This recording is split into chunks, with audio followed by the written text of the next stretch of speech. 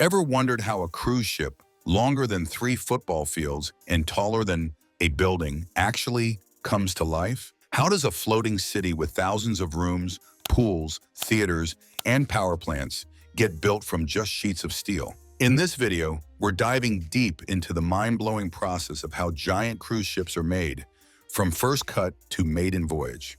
And trust us, the behind-the-scenes engineering is more dramatic than you'd expect. So buckle up, because by the end, you'll never look at the ocean the same way again. Designing a floating city. Before a single spark flies or a steel sheet is cut, the future cruise ship is already alive, on a computer screen. Designing a vessel this large isn't just about making it float. It's about making it function like a small city at sea, with all the elegance of a 5-star hotel and the complexity of a power plant. Every line of the ship's hull is drawn with performance in mind.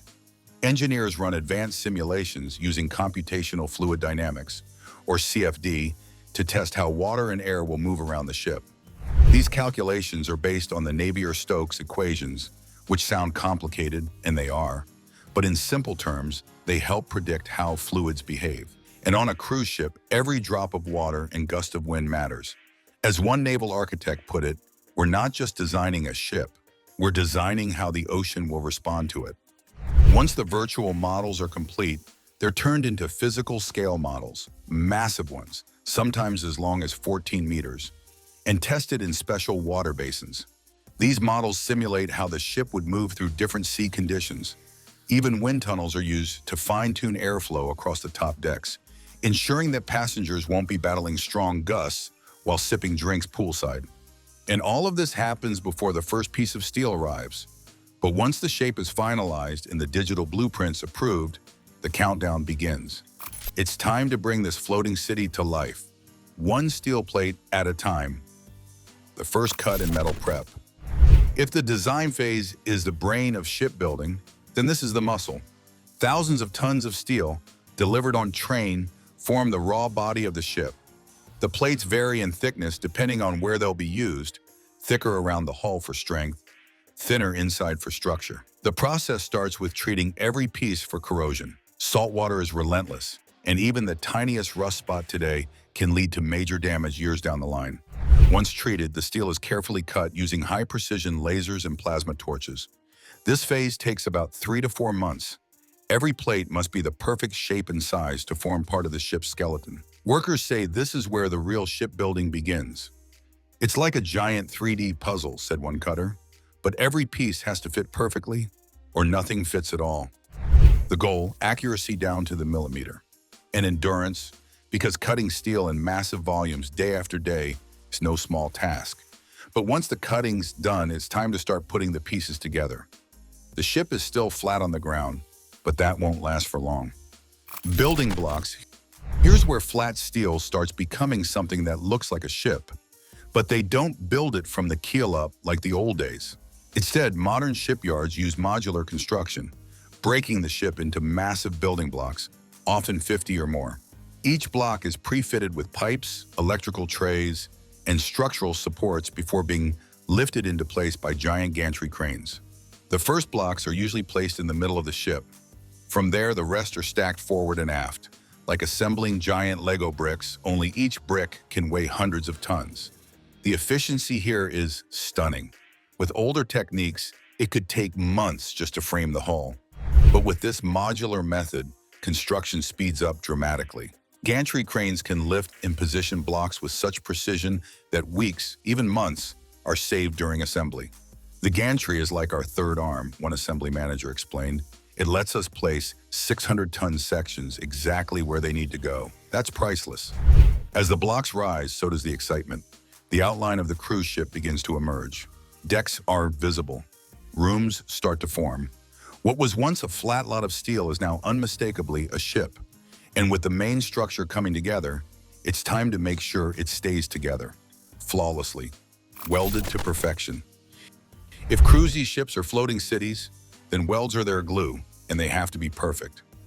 Welding joins every major block, plate, and pipe, and there's no room for error. A single crack could lead to structural failure.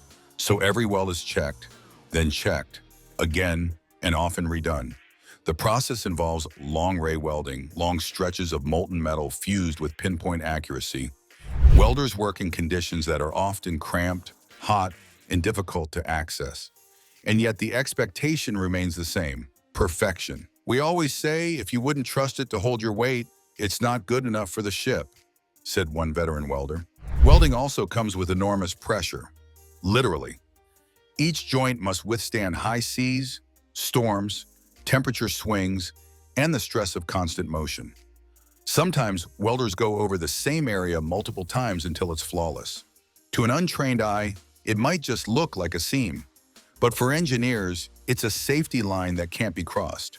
And once every seam is tested, once every plate is joined, the hull is finally ready for a moment that every shipbuilder waits for: the first float, the big float. This is a milestone that never loses its magic. After months of steel, sparks, and sweat, the ship finally touches water for the first time. It's called the float out, and it's both a technical operation and a bit of a celebration. Massive tugboats help guide the unfinished ship into a nearby outfitting dock. But it's not just about pushing the ship into the sea, it's also about balance. Engineers carefully manage ballast systems, check compartment seals, and make sure the ship is watertight. The first float is when you stop calling it a project and start calling it a ship, said one dock supervisor. This phase is also about testing the basics, making sure the ship doesn't list too far to one side, that it sits level in the water, and that the hull behaves as expected. Because from here on out, the rest of the work happens while the ship is afloat. It's no longer just a skeleton. Now it's alive, breathing through its ballast, floating on its hull, and ready for the next phase, turning this metal giant into a self-sustaining, electric-powered city at sea. Powering a city at sea, cruise ships don't plug into anything. Once they leave the dock, they rely entirely on their own systems to power everything on board, from the ballroom lights to the water filters. Think of it like this: they're floating islands with their own energy grid, and at the core of it all are the engines. These aren't car engines, of course. We're talking about multi-story diesel engines the size of a small building, which drive huge alternators. Together, they generate high-voltage electricity, around 11,000 volts. That power is then stepped down in stages, flowing through transformers until it reaches the outlets in your cabin.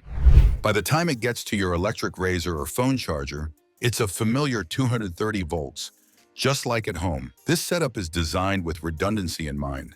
That means if one generator fails, others can take over instantly. No blackouts, no shutdowns. If the lights go out on a cruise ship, you don't get a second chance, said one chief electrical engineer. You build for the worst, so the best keeps working. The power system doesn't just keep the lights on. It runs air conditioning, powers restaurants, and it supports the enormous desalination units that turn seawater into drinking water. It keeps the elevators moving and the navigation systems sharp. Even the waste treatment systems rely on this electric heartbeat. But electricity is just one piece. Now that the ship has power, it needs to move. And that brings us to the most futuristic part of the story: propulsion, modern marine propulsion. Forget everything you know about old-school ship engines. Modern cruise liners no longer rely on long shafts connected to bulky propellers. Today, the standard is the azimuth pod, a powerful electric motor housed in a pod outside the ship, under the stern. What makes these pods so special? They can rotate a full 360 degrees, which gives the captain incredible maneuverability. Instead of turning a rudder, the entire engine turns. That means smoother sailing, sharper turns, and better efficiency. It's like having joysticks instead of steering wheels, joked one captain. You can spin the whole ship in place if you want. In tight ports, where space is limited, bow thrusters at the front of the ship help move the vessel sideways without forward momentum. These powerful fans push water to nudge the ship just enough to make precise moves, ideal for docking without crashing into the pier. And here's a surprising bonus. By eliminating long mechanical shaft lines and the turbulence they create, these modern systems reduce noise and vibrations. That's good for the passengers and even better for fuel efficiency. So now the ship can power itself and steer with precision. But keeping a vessel this large stable in unpredictable seas, that's a whole different challenge. Stabilizers and bulbous bows. Ocean waves don't care how fancy a cruise ship is. Without balance, even the most luxurious liner can become a rocky ride. That's why modern cruise ships come equipped with hidden wings beneath the water, retractable stabilizers that work just like airplane wings, except sideways. Once the ship leaves the port, these fins extend out from both sides of the hull. As the ship rolls with the sea, the stabilizers push against that motion, creating a counterforce that calms the ride. It's not about stopping movement altogether. It's about making it smooth and predictable. It's like holding your balance on a bike, said a ship's safety officer. You still move, but you stay upright. Then there's the bulbous bow, a strange-looking bump that sticks out under the waterline at the front of the ship. It's not decorative, it's a clever piece of hydrodynamics. As the ship cuts through the ocean, the bulb creates a wave that cancels out the natural wave produced by the bow itself. The result? Less drag, more speed, and better fuel efficiency. Together, these innovations help the ship glide through the ocean, using less energy while keeping passengers comfortable. But what about everything that keeps the people on board alive and happy?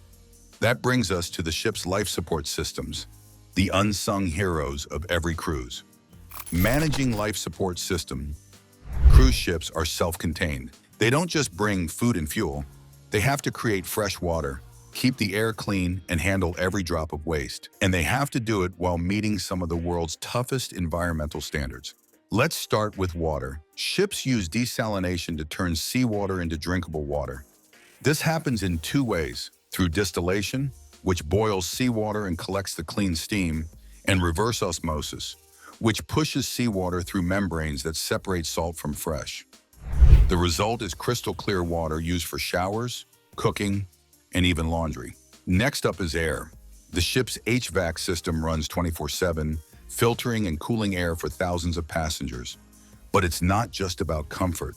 Airflow is carefully managed to prevent noise and keep smells from drifting between decks. You shouldn't smell the kitchen from the spa, one air systems engineer said with a smile.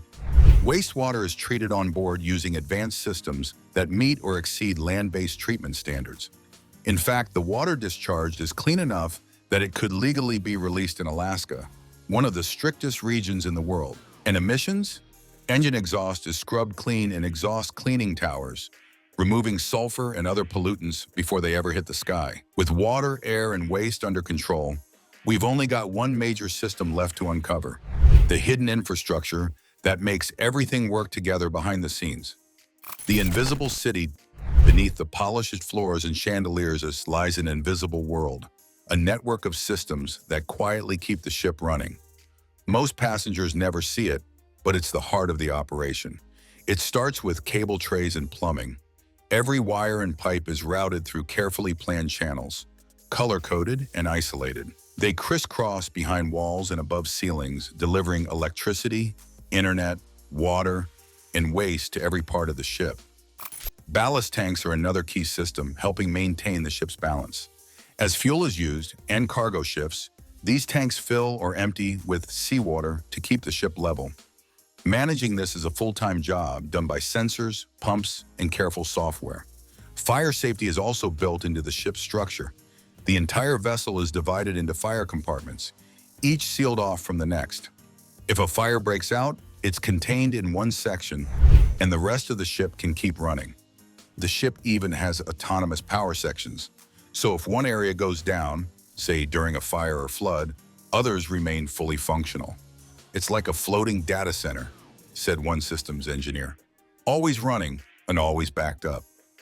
All of this is wrapped in insulation, heat, fire, and soundproofing, layered together to make sure passengers feel like they're in a luxury resort, not a floating machine. Now that the invisible framework is complete, it's time to bring beauty into the picture. We head next into the grand transformation, fitting out the floating hotel. Fitting out the floating hotel. Once the hull is sealed and the systems are running, the ship's transformation shifts from industrial to indulgent. This is the moment when the ship stops looking like a giant machine and starts to feel like a five-star resort. Welcome to the fitting out phase, the most visible, and arguably most artistic part of shipbuilding. Over 2,000 workers, from electricians to interior designers, arrive on board like waves. For the next 8 to 12 months, the ship becomes a construction site and a design studio at the same time. Each deck is tackled layer by layer: cabins, restaurants, theaters, pools, lounges, spas, even art galleries. Every space is designed for comfort, but also for silence. Acoustic insulation is a top priority. Vibrations from the engines, the hum of fans, even the sound of running water, all are hidden behind multiple layers of soundproofing. If a guest can hear the ship, we've failed, said one interior outfitter. Materials are chosen not just for style, but for function. Wood panels are treated for fire resistance. Carpets are made from marine-grade fibers that can handle salt air and heavy foot traffic. Even light fixtures are tested to withstand vibrations without buzzing or flickering. Logistics here are intense. Thousands of items, from furniture to glassware, are delivered, cataloged, and installed on a tight schedule. Elevators are tested, kitchens are wired. Every cabin gets wired for internet, power, and climate control. And behind every wall is a mess of systems that must all work in harmony. By the time fitting out is complete, the ship feels like a city that's always been there. The illusion is flawless. But before passengers ever step aboard, the ship must face its toughest challenge yet, proving it can handle the open sea. Testing every system at sea. Sea trials are the final exam for a cruise ship. After years of design, cutting, welding, wiring, and outfitting, it's time to leave the dock and prove that every system works not just in theory, but in reality. This phase is not for the faint of heart. The ship is pushed to its limits. Engines are revved to maximum thrust. Emergency brakes are slammed. Navigational systems are stressed with simulated failures. One engineer described it as controlled chaos, where everything is supposed to go wrong, so we know it'll go right when it matters. Noise and vibration tests are a big part of these trials. Small sensors are placed in cabins, restaurants, and crew areas to measure ambient sound and structural vibration. If a pipe rattles, if a motor hums too loudly, or if a wall shakes under power, adjustments are made. The propulsion pods are spun in tight turns, simulating how the ship would maneuver in narrow ports. Stabilizers are tested in open water to check their response to rolling seas. Even wastewater and desalination systems are monitored to confirm they meet environmental laws. Engineers also test redundancy systems, shutting down one power source to see how the others pick up the slack. The ship needs to keep running even if something breaks. That's why so much testing happens under real-world stress. A ship isn't certified because it floats, one naval inspector noted. It's certified because it survives every test we throw at it. When the ship finally returns to dock, sea trials complete, there's a quiet but powerful moment. Everyone knows she's ready, but the journey doesn't end here. There's still one more milestone left before this city at sea can welcome its first guest. Delivery day and the future of cruising. Delivery day is more than just handing over keys. It's the shipyard passing the torch, a symbolic and technical handoff that marks the birth of a cruise ship into commercial life. After months, even years of coordinated effort, the ship is officially signed over to the cruise line. Inspectors give their final sign-off. Legal documents are exchanged, flags are raised, and the crew, many of whom have been training for months, finally steps aboard to begin preparations for the maiden voyage. But make no mistake, the pressure is still on.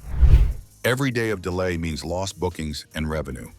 For us, missing a delivery date isn't just inconvenient, said one cruise director.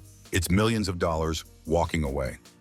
With the ship now in the hands of the operators, last-minute touches are made, provisioning food, training crew, and running orientation drills. The ship becomes a home, a workplace, and a destination, all at once. Yet as this new vessel prepares to launch, eyes are already on the future. The cruise industry is changing fast. There's growing demand for greener ships, smarter systems, and more connected experiences. Upcoming designs are exploring hybrid propulsion, AI-assisted operations, and zero-emission energy systems. Some ships already recycle engine heat to power water treatment systems or use wind and solar to supplement power. Future cruise ships may look the same on the outside, but inside, they'll be even more intelligent and sustainable. The next generation wants the sea without the footprint, one designer said. That's our challenge and our opportunity. And so, as this ship pulls away from the dock on its first official voyage, it carries not just passengers, but the dreams of thousands who built it, and a blueprint for what cruising can become. And that's how a steel skeleton becomes a floating city. From power to plumbing, every inch of a cruise ship is pure engineering magic. If you enjoyed this deep dive, hit that like button, subscribe for more, and drop a comment. Thanks for watching, and we'll see you on the next voyage.